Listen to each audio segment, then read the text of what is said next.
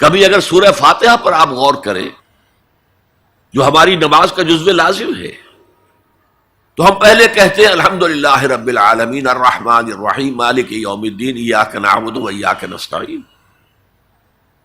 یہ ہدایت تو ہمیں پہلے ہی ملی ہوئی ہے. پھر جو ہم کہتے ہیں اہدنا الصراط المستقیم، اللہ کو ہم نے پہچان لیا، اسے رب العالمین مان لیا، اسے رحمان مان لیا، اسے رحیم مان لیا، اسے روز جزا کا حاکم مطلق مان لیا، تو اب کون سی ہدایت رہ گئی؟ ہدایت تو آ گئی.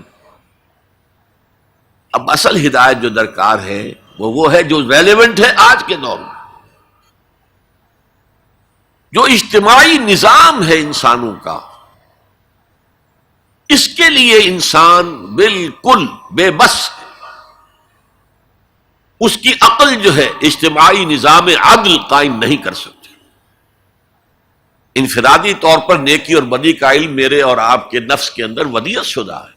وَنَفْسٍ وَمَا سَوَّاهَا فَأَلْهَمَهَا فُجُورَهَا وَتَقْوَاهَا، یہ موجود ہے. لیکن یہ کہ معاشرتی نظام میں عورت اور مرد کے درمیان کیا توازن ہو، ان کے حقوق و فرائض کا توازن. دنیا میں کیا ہوتا رہا ہے اور ہو رہا ہے آج بھی. یا عورت جوتی کی نوک کے برابر ہے، کوئی اس کی حیثیت نہیں، بھیڑ بکری کی طرح ملکیت ہے، اس کے کوئی حقوق نہیں. اور یا عورت کلوپیٹرا بن کر پورے ملک کی قسمت کا بیڑا غرق کرتی ہے، انسانوں کے شانہ بشانہ ہو کر وہ در حقیقت خاندانی نظام کو برباد کرتی ہے. ان دونوں کے درمیان توازن کیسے قائم کیا جائے؟ اب آپ سوچئے، تجزیہ کیجئے. اگر مرد سوچے گا، نظام بنائے گا، تو وہ اپنے احساسات سے تو واقف ہے، عورت کے احساسات و جذبات سے تو واقف نہیں ہے. عورت نظام بنائے گی تو وہ اپنے احساس و جذبات سے واقف ہے، وہ مرد کے احساسات و جذبات سے واقف نہیں. یہ عادلانہ نظام وہی ہستی دے سکتی ہے جس نے مرد کو بھی پیدا کیا، عورت کو بھی پیدا کیا. ایک امپلائر امپلائی ریلیشن شپ ہے، کارخانے دار ہے، وہ لوگوں کو رکھتا ہے مزدور. اب جو بھی پروڈکشن ہو رہی ہے، جو نفع ہو رہا ہے، اس میں کتنا حصہ مزدور کا ہونا چاہیے، کتنا سرمایہ دار کا ہونا چاہیے، کون طے کرے گا؟ یا سرمایہ دارانہ نظام بن جائے گا اور مزدور کمر توڑنے والی محنت کرنے کے باوجود زندگی کے بنیادی جو تقاضے ہیں ان کو بھی حاصل نہیں کر سکے گا. میں نے آپ کے ممبئی شہر میں جو اس وقت دیکھا ہے، یہ جو چھوٹے چھوٹے خانے بنے ہوئے کبوتروں کے سے جن میں انسان رہ رہے ہیں اور پوری زندگی ان میں گزارتے ہیں، یہ انسان، جبکہ اونچے اونچے محل موجود ہیں، بڑی بڑی عمارتیں موجود ہیں، ایکڑوں پر پھیلی ہوئی کوٹھیاں موجود ہیں، یہ ہے ننگا کیپٹلسٹک نظام، ننگا عریاں. اسی کا رد عمل تھا جو کمیونزم کی شکل میں ظاہر ہوا. ایکویلٹی ہونی چاہیے، لیکن اس کمیونزم نے شکل اختیار کر لی ون پارٹی ڈکٹیٹرشپ. تمہیں کوئی حق حاصل نہیں ہے، نہ کچھ کہہ سکتے ہو، نہ تنقید کر سکتے ہو، نہ رائٹ آف ایسوسیشن ہے، نہ right of expression of opinion ہے. بس کام کرو، تنخواہ لو، روٹی کھاؤ، اللہ اللہ خیر سلام. یہی وجہ ہے کہ وہ نظام بھی مر گیا. اسی طریقے سے کسی بھی نظام میں اگرچہ حاکم مطلق تو اللہ ہے، پھر بھی کوئی نظام آپ بنائیں گے تو کچھ حکام ہوں گے، اولو الامر ہوں گے. خلافت راشدہ میں بھی تھے نا، امیر المومنین تھے، اولو الامر تھے. عوام میں اور ان کے درمیان حقوق و اختیار کا توازن کیا ہو، کون طے کرے گا؟ اولو الامر تو چاہیں گے سارے اختیارات ہمارے پاس ہوں، ٹوٹلیٹیرین سٹیٹ قائم ہو جائے گی. عوام چاہیں گے ہمارے پاس ہوں اور ہمیں اتنی آزادی ہو کہ مادر پدر آزاد ہو جائیں، جو چاہیں کریں. ہومو سیکشول ہو جائیں، ہومو سیکشول میرجز کریں، ہمیں کوئی روکنے والا نہ ہو. تو میں نے آپ کو بتایا اجتماعی نظام کے یہ 3 گوشے ہیں: معاشرتی نظام، معاشی نظام، سیاسی نظام. آج کے انسان کی اصل ضرورت یہ ہے اس لیے کہ اس طرح کا ہمہ گیر نظام اس سے پہلے تھا ہی نہیں، لوگوں کو آزادیاں تھیں۔ آج آپ کا پورا تعلیمی نظام بھی اسی نظام کے تحت ہے۔ آپ کہاں لے جائیں گے اپنے بچوں کو؟ آپ ان کے حوالے کر کے اپنے ہاتھ دھو لیتے ہیں۔ You wash your hands of your children. وہ نظام جو چاہے گا بنا دے گا ان کو۔ گلا تو گھونٹ دیا اہل مدرسہ نے تیرا، کہاں سے آئے صدا لا الہ الا اللہ؟ کیا کریں گے؟ انہیں کہیں کسی تہخانے میں تو بند نہیں کر سکتے۔ آپ اپنے گھر میں ٹیلی ویژن نہیں لائیں گے، وہ جا کر دکان پہ دیکھیں گے۔ جب تک نظام درست نہ ہو، اور نظام کی ہدایت ہے جو قرآن نے دی ہے اصل،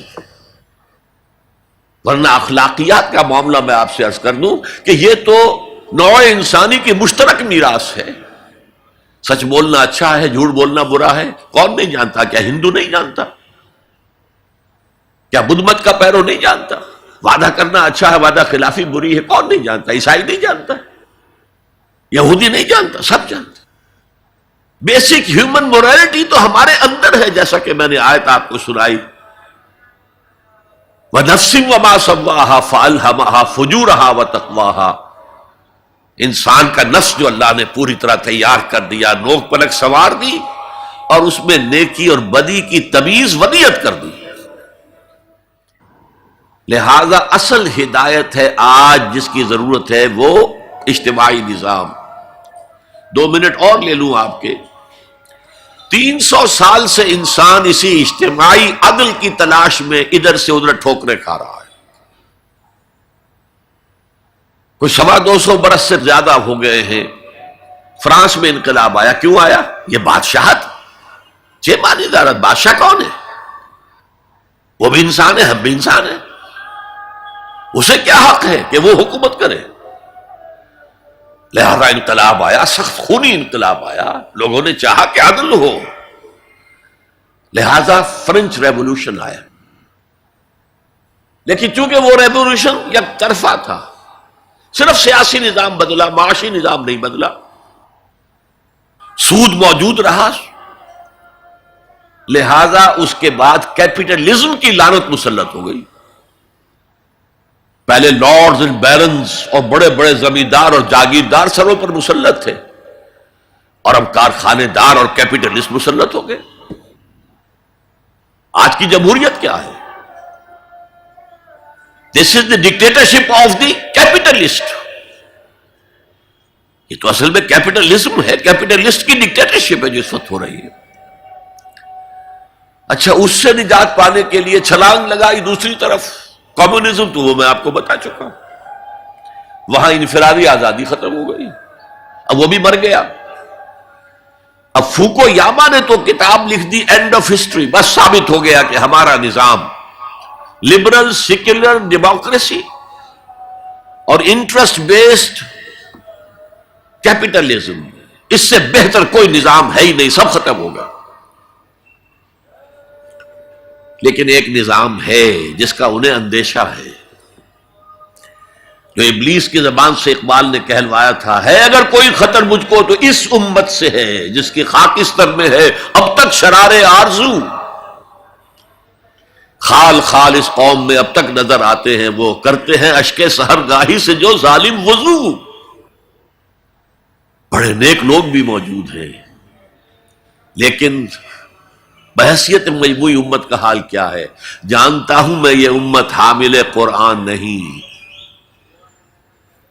جانتا ہوں میں یہ امت حامل قرآن نہیں ہے، وہی سرمایہ داری بندہ مومن کا دین۔ جانتا ہوں میں کہ مشرق کی اندھیری رات میں بے ید بیضا ہے پیران حرم کی آستین، پیر ہیں، مرشد ہیں، ان کی آستینوں میں ید بیضا نہیں ہے، حضرت موسیٰ والا۔ بہرحال فوکو یاما کی نفی کی پھر بعد میں، اور کتاب لکھی گئی کلیش آف سیویلائزیشنز، تہذیبوں کا ٹکراؤ ابھی آئے گا۔ تو میں اس سے زیادہ اس ایشو پر نہیں جانا چاہتا۔ ہدایت، انفرادی ہدایت بھی قرآن میں ہے، اور سب سے بڑھ کر اجتماعی ہدایت جس کی آج کے انسان کو سب سے زیادہ ضرورت ہے، یہ سسٹم آف سوشل جسٹس جو صرف اللہ دے سکتا ہے۔ اس لیے کہ کارخانے دار بھی اسی کی مخلوق ہے اور مزدور بھی اسی کی مخلوق ہے. جو اولو الامر ہے وہ بھی اسی کے پیدا کرنا ہے، اور جو عوام ہے وہ بھی اسی کے پیدا کرنا ہے. مرد بھی اسی کا پیدا کرنا ہے، عورت بھی اس کی پیدا کرتا ہے. جیسے ایک حدیث میں آتا ہے الخلق عیال اللہ، تمام مخلوق اللہ کے کلبے کے مانند ہے. وہ عدل دے گا، وہ سوشل جسٹس دے گا، وہ توازن دے گا آپ کو معاشرتی نظام میں، معاشی نظام میں، سیاسی نظام میں. اس کا نتیجہ چوتھا جو نکلے گا رحمت للمومنین، اب وہ رحمت ہوگی آخرت میں. هي الحلقات تحفظني بآيات من القرآن، هي الحلقات تملأني بحب المصطفى العدنان، هي الحلقات تحفظني